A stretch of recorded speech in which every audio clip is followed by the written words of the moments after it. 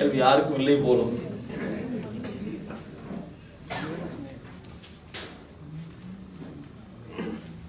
ஐயா ஏதோ கேள்வி கேட்குறீங்க, மறந்து போச்சு. ஐயா ஒரு சொன்னீங்கல்ல அந்த அகப்பூசை முடிச்சிட்டு அப்ப நெத்தி புருவத்துல வச்சு தியானம் பண்ணணும்னு சொன்னீங்க, அதை கொஞ்சம் எக்ஸ்பிளைன் பண்ணுங்க. ஆமா, இப்போ சொல்லப்பட்டது நீங்க பயிற்சியா கொண்டு வரும்போது நீங்க அமர்ந்து நேரா முதுகுத்தண்டு நேரா இருக்கிற மாதிரி அமர்ந்துக்கணும். முடிஞ்சா பத்மாசனத்துல இருந்து கொள்ளணும். இருந்து கொள்ளும்போது நீங்க முதல்ல நீங்க பூசை பண்றவங்களா இருந்தீங்கன்னா சமய அனுஷ்டானத்தை முதல்ல முடிச்சுக்கணும். முடிச்சுட்டு 2 வகை இருக்கிறது. சிவபூசையை முடித்து கொண்டு கடைசியா தியானம் இந்த பூசை பண்ணுவது ஒரு முறை இருக்குது. அல்லது இந்த பூசையை முடித்து கொண்ட பிறகு சிவபூசைக்கு போறது இருக்குது. உங்களுக்கு பூசை எப்படி பழகணும்னு தெரியாம இதுக்கு வந்தீங்கன்னா செய்ய முடியாது. அப்ப சிவபூசை செய்து பழக்கப்பட்டிருந்தீங்கன்னா என்ன பண்ணலாம்னு கேட்டா, நிமிர்ந்து அமர்ந்து கொண்டு 24 தத்துவத்தையும் ஒன்னொன்னா கருதணும். நிலம் போற்றி, நீர் போற்றி, நெருப்பு போற்றி அப்படின்னு சொல்லி தண்டு வரை கொண்டு வந்து தாமரை மலர் அப்படின்னு அந்த தத்துவ பொருளை அப்படியே கொண்டாந்து நிறுத்தணும். நிறுத்திய பிறகு இப்போ இங்கே சாமி இப்போ இங்கே நெஞ்சில் இருக்கிறார். இங்கே சிவலிங்க திருமேனி இருக்குது. அந்த திருமேனி திருவருளே திருமேனியாக இருக்கிறது. அவ்வளோதான். அதில் இது திருவருள் எப்படி நான் தியானிக்கிட்டோம் அப்படின்னா, அது உங்களுக்காச்சு திருவருளுக்காச்சு நான் சொல்ல முடியாது இல்லையா. திருவருள் திருமேனியாக இருக்கிறது, அவ்வளோதான். அப்போ அங்கே ஒரு சிவலிங்கம் இருக்கிறது. அந்த சிவலிங்கம் உங்கள் அறிவுக்கு எப்படி பெருமானம் உணர்த்துறாரோ அப்படி நீங்கள் தியானித்து கொள்ளுங்க. அந்த திருமேனிக்கு முறையாக திருமஞ்சனம் செய்யணும். என்னென்ன அபிஷேக திரவியங்கள் இருக்கிறதோ எல்லாம் பண்ணலாம். எவ்வளவு நேரம் வேணாலும் பண்ணலாம். இங்கே நேர கணக்கெல்லாம் கிடையாது. குடங்குடமாக பால் ஊற்றலாம், குறையில்லை. அதே போல் இப்போ திருமஞ்சனம் முடிச்சாச்சு. அதுக்கப்புறம் அவருக்கு ஒற்றாடை வச்சு அந்த ஈரத்தெல்லாம் ஒற்றி எடுத்துட்டு அவருக்கு ஆடை அணிவித்து திருநீர் சந்தனம் இதெல்லாம் போட்டு மாலைகள்லாம் போட்டாச்சு. சாமிக்கு தூபம் காட்டணும், தீபம் காட்டணும், அமுது ஊட்டணும். அமுது காட்டக்கூடாது, அமுது ஊட்டணும். ஊட்டி முடித்த பிறகு பேரோடி வழிபாடு. இப்போ போற்றி போற்றி சொல்லும்போது அந்த பெருமானுக்கு நீங்கள் போற்றி, இதில் எல்லா இடத்திலும் மறந்துடாதீங்க, மந்திரம்தான் சொல்லணும். இங்கே போற்றி சொன்னாலும் மந்திரம்தான், அபிஷேகம் பண்ணாலும் மந்திரம்தான். அந்த மந்திரம் எவ்வளவு நேரம் அறிவில் நிற்குமோ அவ்வளோ நேரம். நீங்கள் உதாரணத்துக்கு இப்போ வில்லும் எடுத்துக்கிட்டோம். நாம் போய் பறித்து 1000 சொத்தை இருக்கிறதில்ல.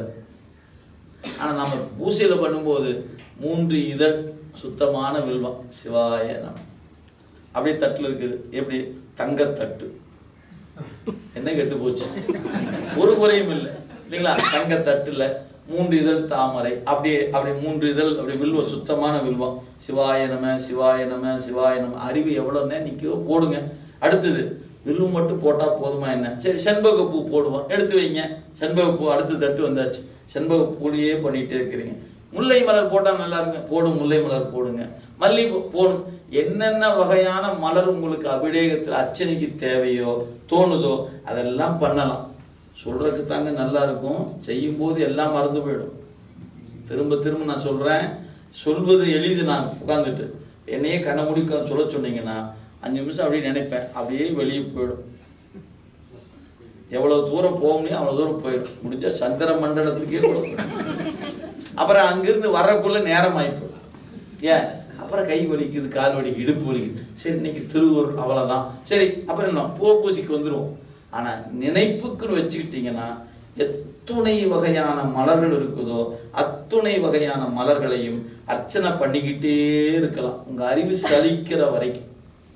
ஒருவேளை அந்த அறிவு வெளியே வர மாதிரி தெரிஞ்சதுன்னா அர்ச்சனை முடிச்சிடணும். சரி, இன்னைக்கு திருவருள் அவ்வளோதான். இப்போ என்ன பண்ணணும்? நாபி என்கிற தொப்புள்கிட்ட வேள்வி வளர்த்துவதாக பாவிக்கணும். அங்கே சமைத்து குச்சிகள் போடுறாங்க.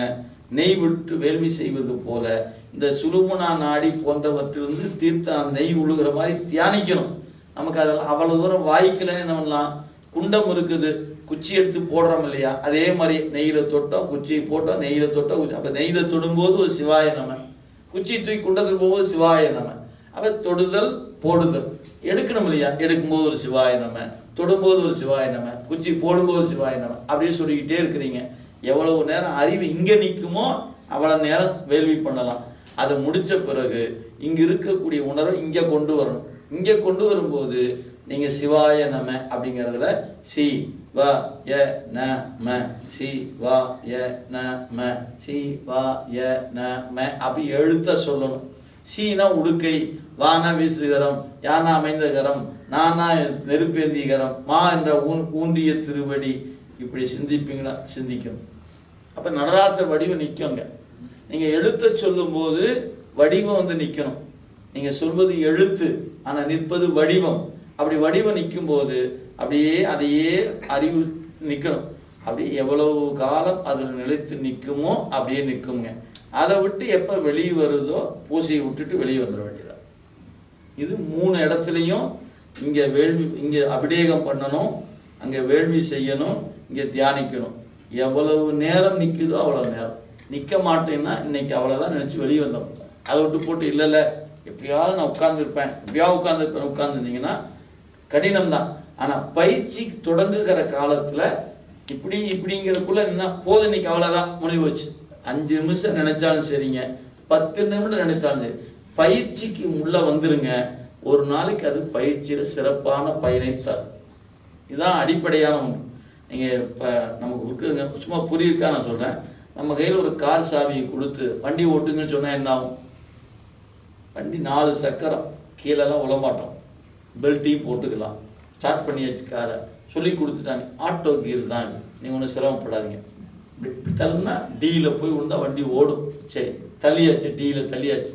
இப்போ ஸ்டேரிங் பிடிங்க, நேராக போகுமான்னு பாருங்கள்,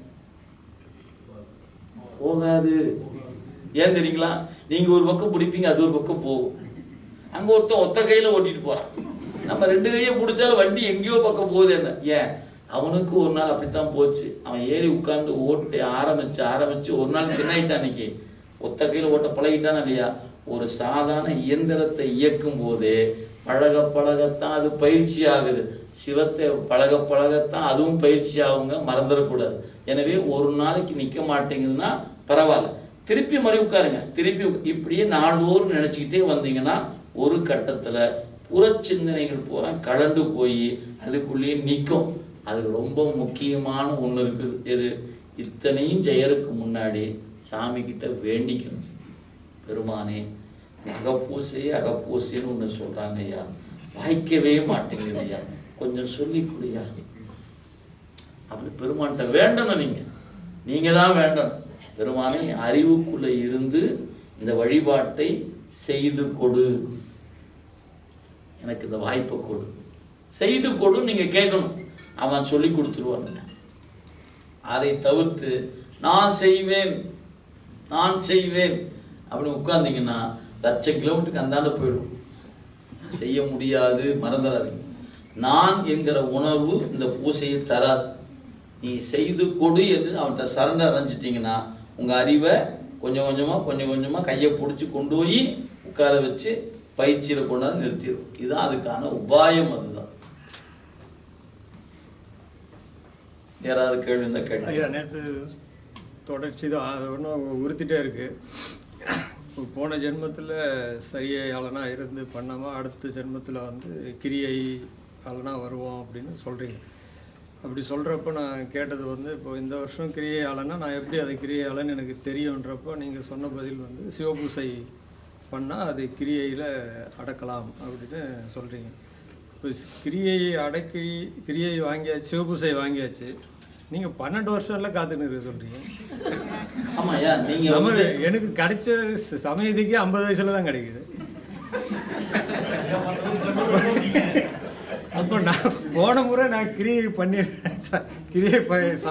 சரியை பண்ணியிருந்தேன்னா சுவாமி சீக்கிரம்ல கொடுத்துருக்கணும். அது என்னை வந்து திகாகாரம் கூட சேர்த்து திமுக கூட சேர்த்து அதுக்கப்புறம் இல்லை சைவத்தை காமிக்கிறாரு. அப்படி பண்ணிடக்கூடாது. இல்லை, உங்களுக்கான கால நீடிப்புன்னு உங்களுக்கு தெரிய போகிறது இல்லை. இப்போ நீங்கள் 50 இருக்குன்னு வச்சுக்கலாம். உங்களுக்கு 60 சாமி கொடுக்கலாம் நினச்சிருந்தாருன்னா 3வது தீக்கிக்கான வாய்ப்பு 60 கிடைக்கலாம் இல்லையா? நீங்கள் நினைக்கலாம் நாளைக்கு இருப்பேனா இது இல்லையா அப்படின்னா, நமக்கு அதுக்கான தவம் இல்லைன்னு தானே பொருள். அதுக்கு பேர் தவம் இருந்துச்சுன்னா ஒரு கணக்கு போடு. உங்களுக்கு 50லேயும் 3வது இடத்துக்கு நீங்கள் வரணும்னு நினச்சிருந்தா உங்களை ஒரு 20 வயசுலேயே உள்ள கூப்பிட்டு வந்திருப்பாரு. ஏன் கூட்டிகிட்டு வரல? தவம் இல்லை, கூட்டிகிட்டு வரல. இப்போ எத்தனை கூப்பிட்டு வந்திருக்காரு? அப்போ நம்ம இப்பவும் நமக்கு என்ன தெரியுங்களா, நாளைக்கு ஏன் அப்பருக்கு 80 கொடுக்கலையே என்ன?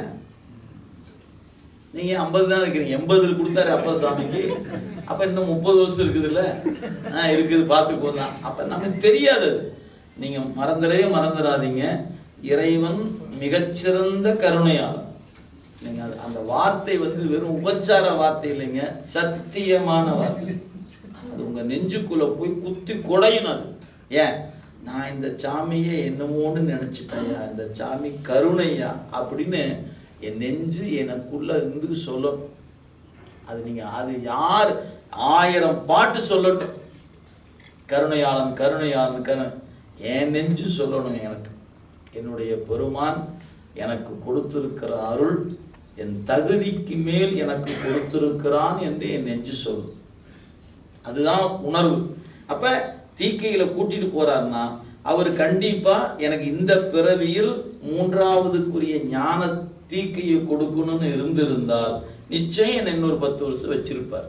அது மட்டும் இல்ல, குருநாதர்கிட்டையும் சொல்லிடுவார், தம்பி அவன் நம்மாலையா கொடுத்துரு அவனுக்கு அப்படின்னு அங்கேயும் சொல்லுவாரு, நமக்கும் சொல்லிடுவார். நீங்க வேண்டி நிற்கிறது விருப்பத்தோடு வேண்டி நிற்கலாம். சாமி ஞானத்தை கொடு பெருமானே, ஞானத்தை கொடு. இது சட்டம்ங்க. சட்டத்தை மீறி விதி விலக்குகள் யார் சொல்வது? திடீர்னு ஒரு நாளைக்கு குருநாதர் உங்களை கூட்டு போட்டு, தம்பி மாதிரி இருக்குது, நீ வந்து வாங்கிக்கன்னு சொன்ன கூட சொல்லலாம் தான்.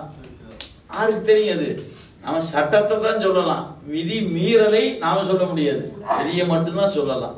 நீங்க அதான் சொன்னேன், நான் உங்களுக்கு முன்னையே சொன்னேன், ஒரே தீக்கையில பெற்றான் சமனுக்கு 3 தீக்கை நடந்துருச்சு. சமயம், விசேடம், நிர்வாணம் பிரிச்செல்லாம் கொடுக்கல, மொத்தமா கொடுத்துட்டாரு அவருக்கு. இதே மாதிரி தான் மொத்தமா தான் மாணிக்க வாசருக்கு கொடுத்தாரு. ஆனா அவருக்கு திருவடி பேர் போறதுக்கு தாமதமாச்சு, அவருக்கு உடனே போயிடுச்சு. இவருக்கும் நிர்வாண தீக்கை தாங்க, திருவடி தூக்கி தலையில வச்சு தான் உபதேசம், அவருக்கு அதே உபதேசம் தான். ஆனா மாணிக்க வாசகருக்கு இருக்க வச்சு கொடுத்தாரு, அவருக்கு அப்பயே கூட்டிட்டு போயிட்டார். ஏன், மாணிக்க வாசகர் வழியா திருவாசகர் நமக்கு கொடுக்க வேண்டிய வேலை இருந்துச்சு. அதனால அவனுடைய கருணை ஏதோ ஒரு காரணம் பற்றித்தான் அதை நிறுத்தும், கொடுக்கும். நம்ம அறிவுக்கு அது அப்பாற்பட்டவன், நம்ம ஆராய்ச்சி பண்ணி பார்த்துக்கலாமே ஒழிய திருவருள் நிச்சயமாக நன்மையே செய்யும். அவ்வளவுதான் சொல்லலாம். அதனால நீங்க தவம் இல்லாமல் அது வாய்க்காது. உங்களுக்கு 3ஆம் நிலை தீக்கை கொடுக்கணும் சிவம் இருந்தால் உங்களை நிச்சயம் 60 வயது வைத்திருக்கும் குருநாதத்தையும் உணர்த்தும், நிச்சயம் உங்களுக்கு கிடைக்கும். அகப்பூசை அந்த 36 தத்துவங்களை சொல்லும் பொழுது நம்ம படிக்கும் பொழுதுயா, நீர் நில நெருப்பு காற்று காலம் நீதி கலை வித்தை அரகம் அந்த வரிசை பிரகாரம் அவங்க சொல்லல. அப்ப நம்ம அந்த அகப்பூசை செய்யும் பொழுது அந்த வரிசை பிரகாரம் தான் போகணும். வரிசை பிரகாரம் தான் போகணும். அவங்க பாட்டுல குறிப்பா சொல்லிருக்கு, நீங்க வரிசை பிரகாரம் தான் போகணும். ஆன்மத்துக்கு 24 போட்டாங்கன்னா படிப்படியா தான் போகணும். உண்மை விளக்கத்தில் சொன்ன வரிசையில் நினைவு வச்சு.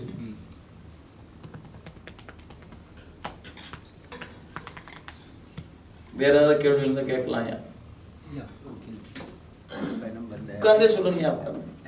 ஐந்தெழுத்து மந்திரம் இருக்கு, அது வந்து பெரும்பாலும் குற்றெழுத்துல தான் இருக்கு. சில இடங்கள்ல இந்த நெடில்ல வருது. அது என்ன வித்தியாசம்?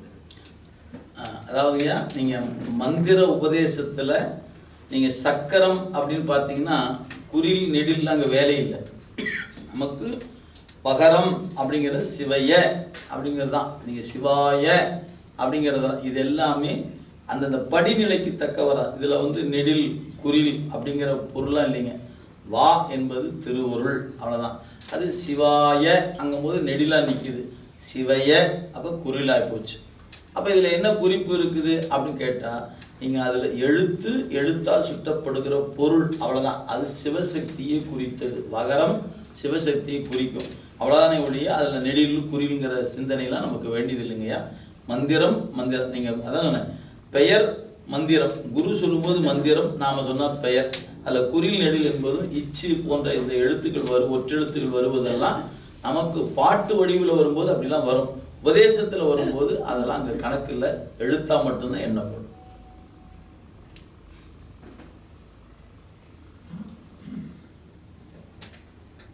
வேற ஏதாவது கேள்வி இருந்தால் கேட்கலாம் ஐயா.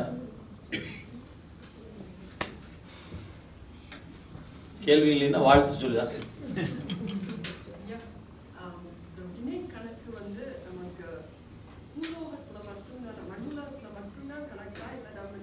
எல்லா உலகத்துக்கும் உண்டுங்கம்மா. இந்திரன் உலகத்தில் போய் உட்கார்ந்து இருந்தீங்கன்னா அந்த கணக்கு முடிஞ்சு அவன் கீழே தானே வரணும்.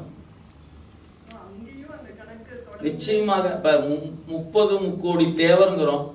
30 முக்கோடி தேவர் ஒருத்தன் தானே தலைவன், எல்லாரும் தலைவர் இல்லையே. அப்போ அங்கே இருக்கிற அட்டத்திக்கு பாலகர்கள் இந்திரனுக்கு கீழே தானே இருக்கிறாங்க. அவனுக்கு கீழே தான் சும்மா இருக்கிற தேவர் இருப்பாங்க. வினை கழிவு இருக்கும்யா, வினை ஈட்டம் உங்களுக்கு கிடைக்குமா? எல்லாம் உண்டுங்க. விரும்பி நுகர்கிற பொழுது அது ஈட்டம் தான். விரும்பி நுகர்ந்தாலும் ஈட்டம் தான், வெறுத்து நுகர்ந்தாலும் ஈட்டம் தான். வினையை திருவருள் நினைச்சு நுகர்ந்தா மட்டும்தான் அது வினை கணக்கில் சேராது. நீங்க எந்த ஒரு நிகழ்வையும் விரும்பி செய்தாலும் வினை, வெறுத்து செய்தாலும் வினை. அப்ப விருப்பும் வெறுப்பும் இல்லாம எப்படி செய்வது? திருவருள் நினைச்சு செஞ்சா வெறுப்பு வெறுப்பு இல்லாம செய்யணும்.